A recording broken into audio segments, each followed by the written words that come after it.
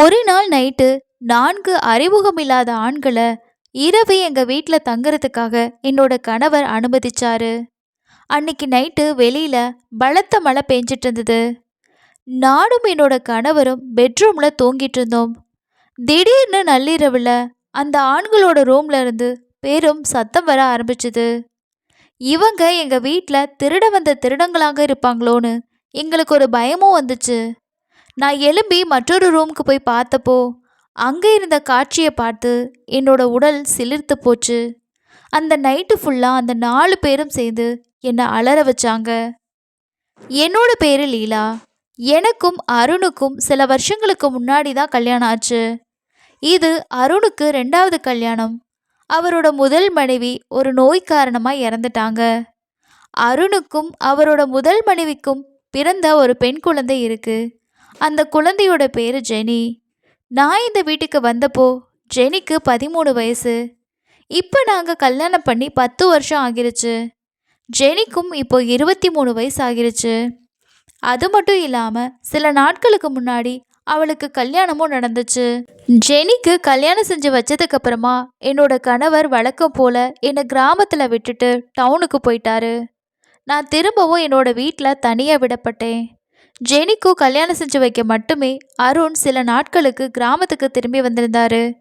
ஆனால் இத்தனை உறவினர்களும் சொந்தக்காரங்களும் வந்திருந்தாலும் அவர் கூட தனியாக பேச எனக்கு வாய்ப்பே கிடைக்கல. மாமியார் வீட்டுக்கு போனதுக்கு அப்புறமா என்னோட மகள் ஜெனிக்கிட்ட இருந்து எனக்கு ஃபோன் கால் வந்துச்சு. அவ சொன்னா, அம்மா, நான் இங்கே ரொம்ப சந்தோஷமாக இருக்கேன். இந்த கல்யாணத்தில் நான் ரொம்பவே சந்தோஷமாக இருக்கேன்னு சொன்னா. என்னோட கணவர் என் மேலே ரொம்பவே அன்பு வச்சிருந்தாரு. அவர் என்ன தனியாக ஒரு நாள் கூட விட்டதில்ல. ஜெனியோட இந்த வார்த்தைகளை கேட்டு நான் ரொம்பவே சந்தோஷப்பட்டேன். ஏன்னா அவளுக்கு கல்யாணம் செஞ்சு வைக்கணுங்கிற ஆர்வத்தில் நாங்கள் எங்கள் வீட்டை கடன் வாங்கி அடகு வச்சுருந்தோம். இப்போ எங்கள் தலையில் நிறைய கடன் இருந்துச்சு. என்னோட கணவர் தான் டவுனில் வேலை செஞ்சு படிப்படியாக இந்த கடனை எல்லாம் அடைச்சிருவேன்னு சொன்னார். நான் கல்யாணம் செஞ்சு இந்த வீட்டுக்கு வந்தப்போ ஜெனி ரொம்ப சின்ன பொண்ணாக இருந்தா. அதனால அருண் அவளுக்கு அம்மாவோட அன்பு கிடைக்கணும்னு என்னை 2வதாக கல்யாணம் பண்ணிக்கிட்டாரு. தாயில்லாத அந்த பிள்ளையை நான் என்னோட சொந்த மகள் போல வளர்த்தேன். அவளுக்கு நிறைய அன்பை கொடுத்தேன். நான் அவளோட சித்தி அப்படிங்கிறது அவளுக்கு ஒரு நாளுமே தெரியாது. ஜெனியோட பக்கத்தில் இருந்தும் எனக்கு நிறைய அன்பு கிடைச்சிது. ஆனால் கல்யாணத்துக்கு முதல் நாள் இரவில் அருண் என்கிட்ட சொன்னதை கேட்டு என்னோட கண்களில் கண்ணீரே வந்துச்சு. கல்யாணத்தோட முதல் இரவில் என்னோட கணவர் இப்படி சொல்லுவாருன்னு நான் நினச்சி கூட பார்க்கவே இல்லை. அவர் தன்னோட முதல் மனைவியை மிகவும் நேசித்ததாகவும் இந்த 2வது கல்யாணத்தை செய்ய அவர் விருப்பப்படலைன்னு சொன்னார். ஆனால் அவரோட அம்மா சொன்னதுனால மட்டும்தான் அவர் 2வது கல்யாணம் பண்ண ஒத்துக்க வேண்டி இருந்துச்சு. என்னோட கணவரோட முதல் மனைவி இறந்ததுலேருந்தே அவர் டவுனில் வாழ தொடங்கி அங்கேயே வேலை செஞ்சிட்டு இருந்திருக்காரு. கிராமத்தோட அனைத்து வேலைகளையும் வயல் வேலைகளையும் என்னோட மாமனாரும் மாமியாரும் பார்த்துட்டு இருந்திருக்காங்க. என்னோட கணவருக்கு எப்போ விடுமுறை கிடைச்சாலும் அவர் என்னோட வீட்டுக்கு வந்துடுவார். ஆனால் அவர் போயிட்டா நான் அவரோட வரவுக்காக காத்துக்கிட்டே இருப்பேன். கல்யாணமாகி 1 வருஷம் கழிச்சு நான் கர்ப்பமானேன். எனக்கு ஒரு மகனும் பிறந்தான். என்னோட கணவர் இல்லாமல் என்னால் இருக்க முடியல. நான் அவர்கிட்ட நீங்கள் என்னையும் டவுனுக்கு கூட்டிகிட்டு போயிருங்கன்னு சொன்னேன். நான் உங்கள் கூட வாழ விரும்புகிறேன். இப்படி இருக்கிறது எனக்கு பிடிக்கலன்னு சொல்வேன். ஆனால் அவரோ, நான் நகரத்தில் இவ்வளவு பேரோட செலவுகளை சமாளிக்க முடியாது. அதனால நீ குழந்தைங்க கூட கிராமத்திலேயே இரு. அவங்க படிப்பு கிராமத்திலேயே நடக்கட்டும்னு சொன்னார். என்னோட கணவர் ஒவ்வொரு மாதமும் கிராமத்துக்கு வருவார். ஆனால் சில நாட்கள் தங்கிட்டு திரும்பி போயிடுவார். இப்படி தான் என்னோட வாழ்க்கை போச்சு. இப்போ எனக்கு 35 வயசு ஆகுது. ஜெனியோட கல்யாணம் முடிஞ்சு சில நாட்களுக்கு அப்புறம் என்னோட கணவர் எனக்கு ஃபோன் கால் பண்ணி, லீலா, ஒரு பிரச்சனை வந்துருச்சு. எனக்கு வேலை போயிடுச்சு. எங்கேயுமே வேலை கிடைக்கலன்னு சொன்னார். நானும் அவர்கிட்ட நீங்கள் கிராமத்துக்கே வந்து விவசாயத்தை பாருங்கன்னு சொன்னேன். அதுக்கு என்னோட கணவர், லீலா, நமக்கு நிறைய கடன் இருக்குது. நான் நகரத்தில் வேலை செய்யலைன்னா இந்த கடனை எப்படி அடைக்கிறது? அப்புறம் வயல்லையும் வீடும் நம்ம கையை விட்டு போயிடும்னு சொன்னார். நான் இப்போது ஜெனிக்கு கல்யாணம் ஆகிருச்சு. ஏன் நாம் நகரத்துக்கே வந்து வேலையில் உங்களுக்கு உதவக்கூடாது? நகரத்தில் உள்ளவங்களுக்கு வேலை செய்கிறதுக்கு ஆள் எப்படியுமே தேவைப்படுவாங்க. என்னால் நல்லா சமைக்க முடியும், பாத்திரம் கழுவுற வேலையும் நல்லாவே செய்ய முடியும். என்னோட கணவர் கொஞ்ச நேரம் யோசிச்சதுக்கு அப்புறமா, சரி இந்த வேலைகளை செய்ய உனக்கு சிரமம் இல்லையா? அப்படின்னா வந்துரு. ஏன்னா இப்ப நமக்கு வேற வழி இல்ல. நாம நம்ம வயல்களையும் வீட்டையும் காப்பாத்தணும்னு சொன்னாரு. என்னோட மகனை மாமியார் மாமனார் கிட்ட விட்டுட்டு நானும் நகரத்தை நோக்கி புறப்பட்டேன். பணத்தோட தேவையை பார்த்து என்னோட மாமனாரும் மாமியாரும் நான் நகரத்துக்கு செல்ல அனுமதி அளிச்சாங்க. பல வருஷத்துக்கு அப்புறமா இப்போ என்னோட மனசுல ஆசை நிறைவேற போகுதுன்னு நினைச்சேன். பல வருஷங்களா நான் என்னோட கணவர் கூட நகரத்துல வாழணும்னு நினைச்சிட்டு இருந்தேன். இப்போ அந்த வாய்ப்பு எனக்கு கிடைக்க போகுது. என்னோட கணவரோட நான் போயிட்டு சேர்ந்தப்போ அவர் என்னை பார்த்து ரொம்பவே சந்தோஷப்பட்டாரு. நகரத்தை அடைஞ்சு சில நாட்களுக்குள்ளேயே எனக்கு 2 வீடுகளில் வேலை கிடைச்சிது. இன்னும் சில வீடுகளில் வேலை கிடைச்சா நல்ல பணம் வரும்னு நினச்சேன். கிராமத்தை விட நகரத்தில் உள்ளவங்க வேலைக்கு நல்ல காசு கொடுக்குறாங்க. ஒரு நாள் நைட்டு வேலை முடிச்சதுக்கப்புறமா நான் என்னோட கணவரோட பேசிகிட்டு இருந்தேன். அப்போ வெளியே மழை அதிகமாக பெய்ய ஆரம்பிச்சுது. ரொம்பவே பலமாகவும் இருந்தது. நிற்கவே இல்லை. நைட்டு சுமார் ஒரு 11 மணிக்கு யாரோ எங்கள் வீட்டு கதவை தட்டினாங்க. என்னோட கணவர் இவ்வளவு இரவில் யார் வந்திருக்காங்கன்னு யோசிச்சாரு. அதுக்கப்புறமா அவர் எழுந்து போய் கதவை திறந்தப்போ வெளியே 4-5 இளைஞர்கள் நின்றுட்டு இருக்கதை பார்த்தாரு. அவங்களோட வயசு ஒரு 30லேருந்து 40க்குள்ளே இருக்கும். என்னோட கணவர் அவங்க கூட பேச ஆரம்பிச்சாரு. நானும் என்னோட ரூமுக்கு வந்துட்டேன். இவங்கெல்லாம் யாரு, ஏன் இப்படி எங்கள் வீட்டுக்கு வந்திருக்காங்கன்னு நான் யோசிச்சுக்கிட்டே இருந்தேன். கொஞ்ச நேரம் கழிச்சு என்னோட கணவர் ரூமுக்கு வந்து வெளியே 4 பேர் வந்திருக்கிறதாவும் மழைனால அவங்க மோசமாக சிக்கிக்கிட்டாங்க. அவங்க ஒரே ஒரு நைட் மட்டும் நம்ம வீட்டில் தங்க அடைக்கலம் கேட்குறாங்க. அதனால அவங்க மேலே இறக்கம் வந்துச்சு. நான் அவங்க கிட்ட எங்கள் வீட்டில் ஒரே ஒரு கெஸ்ட் ரூம் தான் இருக்குது, நீங்கள் 4 பேரும் அங்கேயே தங்கிக்கணும்னு சொன்னேன். என்னோட கணவர் எப்படி 4 அறிமுகம் இல்லாத நபர்களை இப்படி வீட்டில் தங்க அனுமதிக்க முடியும்னு என்னால் நம்பவே முடியல. அவர் உண்மையிலேயே ரொம்ப அன்பானவர் தான். அவர் அப்பாவியாகவும் இருப்பார். எல்லாரையும் சீக்கிரமாக நம்பிடுவார். ஆனால் உண்மையிலேயே இவங்க மழைனால தான் சிக்கியிருக்காங்களா? எப்படியும் எங்கள் வீட்டில் அவ்வளோ மதிப்புமிக்க பொருட்கள் எதுவுமே இல்லை, திருடுறதுக்கு வாய்ப்பும் இல்லை. என்னோட கணவர் என்கிட்ட இவங்க ரொம்ப பசியோடு இருக்காங்க, இவங்களுக்காக நீ ஏதாவது சமைச்சு கொடுப்பியான்னு கேட்டார். நானும் நாள் முழுக்க எல்லா வீட்லேயும் வேலை செஞ்சுட்டு வந்து ரொம்பவே டயர்டாக இருந்தேன். இருந்தாலும் என்னோட கணவரோட பேச்சு கேட்டு நான் சமையலறைக்கு போய்ட்டு சமைக்க ஆரம்பித்தேன். நான் சமைச்சு அவங்களுக்கு கொடுக்க வந்தப்போ அந்த 4 பேரும் என்னை வித்தியாசமான முறையில் பார்த்துட்டு இருந்தாங்க.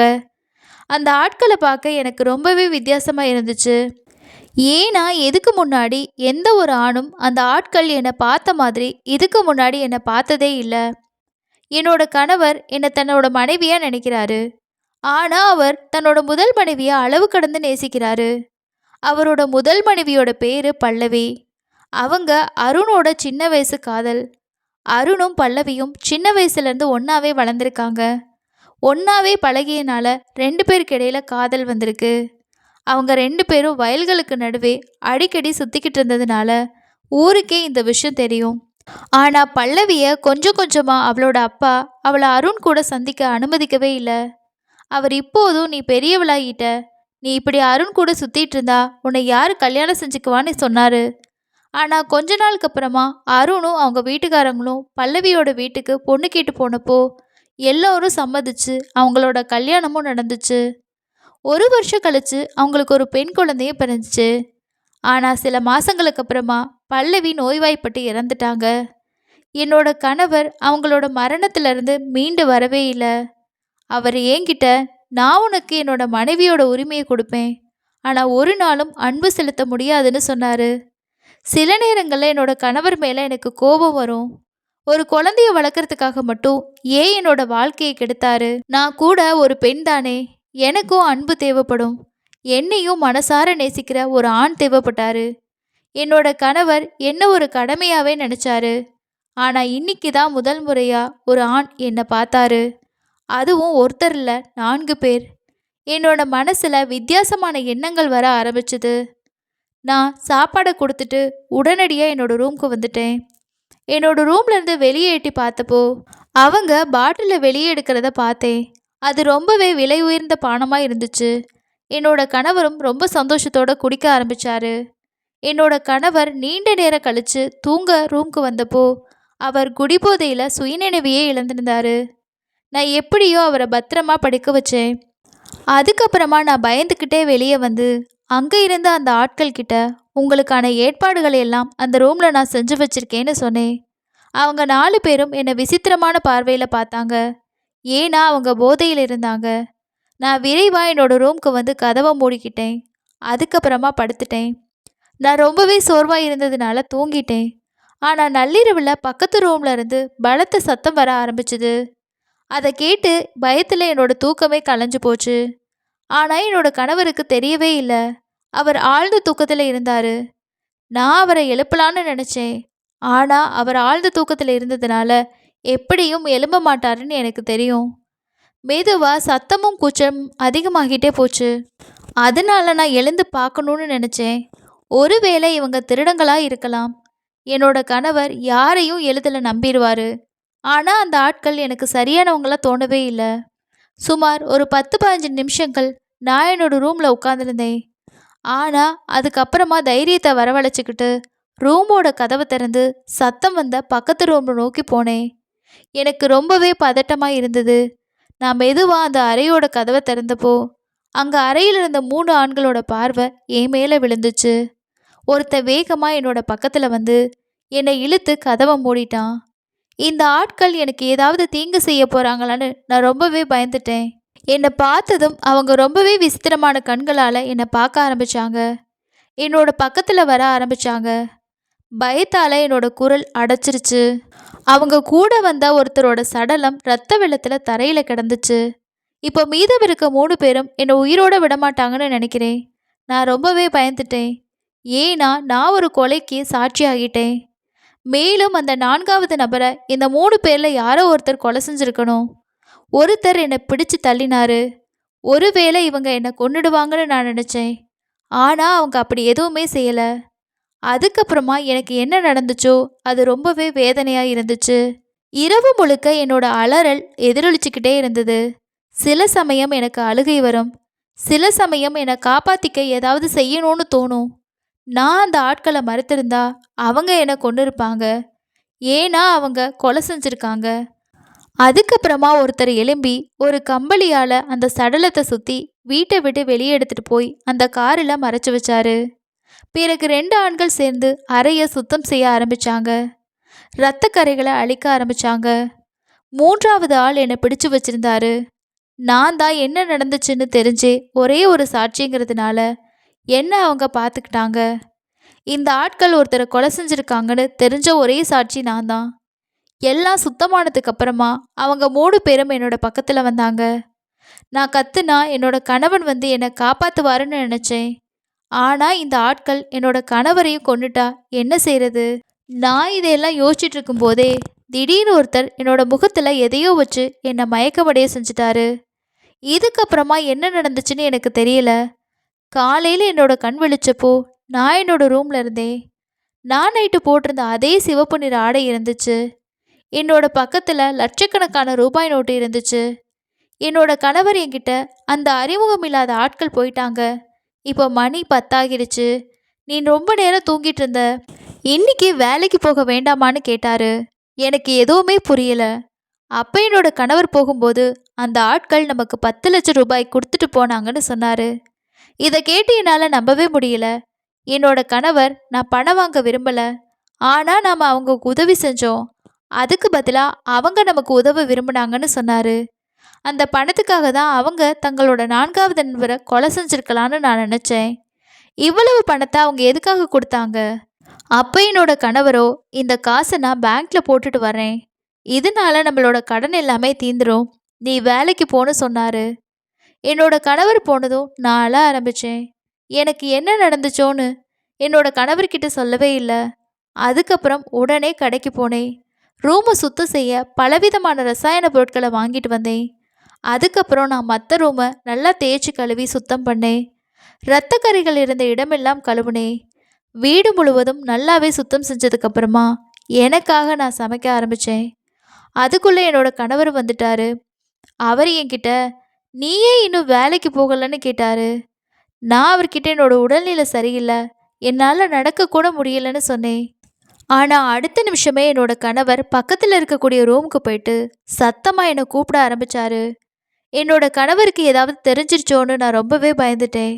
நான் அவரோட பக்கத்தில் வந்தப்போ அவர் இனிமே நீ வேலைக்கு போக வேண்டியதே இல்லைன்னு சொன்னார். அதை கேட்டு என்னோட இதய துடிப்பு ரொம்பவே வேகமாக இருந்துச்சு. அவரோ இந்த ரூமை நான் வாடகைக்கு விட்டு அதில் சம்பாதிக்கலான்னு நினைக்கிறேன். இணையத்தில் இந்த வீட்டோட ஃபோட்டோவை போட்டு ஆன்லைனில் முன்பதிவு செஞ்சுட்டு வரவங்களுக்கு ஒரு நாள் நைட்டு தங்கலான்னு போடலாம். நீ அவங்களுக்கு சமைச்சு கொடுக்கலாம். இதுக்காக நாம் நல்ல பணம் வசூலிக்கலாம். இதனால் நம்ம 2 பேரும் வேலைக்கு போகவே தேவையில்லை. இந்த பிஸ்னஸை நாம் நடத்தலான்னு சொன்னார். இதை கேட்டதும் என்னோட தலையில் இடி விழுந்த மாதிரி இருந்துச்சு. எனக்கு அன்னைக்கு நடந்த அந்த விஷயங்கள் என்னோட நினைவுகளில் அது மனசில் புதஞ்சு போயிடுச்சு. நான் ஒரு கொலையை பார்த்த சாட்சி. எனக்கு அநீதி இழைக்கப்பட்டுச்சு. இப்போ போலீஸை தேடி எங்கள் வீட்டுக்கு வந்துடக்கூடாதுன்னு என்னோட வாழ்க்கை வீணாகிரும்னு எனக்கு பயந்துக்கிட்டே இருந்தேன். ஒருவேளை நான் போலீஸ்கிட்ட போயிட்டு எல்லா விஷயத்தையும் சொல்லியிருக்கணும். ஆனால் எனக்கு நடந்ததை இந்த சமுதாயத்துக்கு தெரிஞ்சா நான் எப்படி வாழ முடியும்? ஒருவேளை செத்துப்போன அந்த மனிதருக்கு நீதி கிடைக்க காத்திருக்கலாம். ஆனால் எனக்கு அநீதி இழைக்கப்பட்டிருக்கு. அதனால நான் அந்த இறந்தவரோட ஆத்மா சாந்தி அடையிறதுக்காக அந்த 3 பேரையும் போலீஸில் பிடிச்சு கொடுத்தேன். அதுக்கப்புறமா நடந்த உண்மைகளை என்னோட கணவர்கிட்ட சொன்னேன். என்னோட கணவரும் இனி நாம் ஊரில் இருக்க வேணான்னு சொல்லி என்னை எங்கள் கிராமத்துக்கே கூட்டிகிட்டு போயிட்டாரு. ஒரு நாள் நைட்டு என்னோட கணவர் யோசிக்காம தெரியாத ஒருத்தங்களை தங்க வச்சதுனால அவங்க என்னோட வாழ்க்கையை சீரழிச்சிட்டு போயிட்டாங்க. அன்னைக்கு நடந்த விஷயங்கள் இன்னைக்கு வரைக்கும் என்னோட மனசுலேருந்து போகவே இல்லை. இந்த கதை பற்றின உங்களோட கருத்துக்களை கீழே இருக்க கமெண்ட் செக்ஷனில் ஷேர் பண்ணுங்கள். இது போன்ற சுவாரஸ்யமான கதைகள் கேட்க பிடிக்கும்னா மறக்காமல் நம்ம சேனலை சப்ஸ்கிரைப் பண்ணிக்கோங்க. அடுத்து இன்னொரு கதையில் சந்திக்கலாம். நன்றி.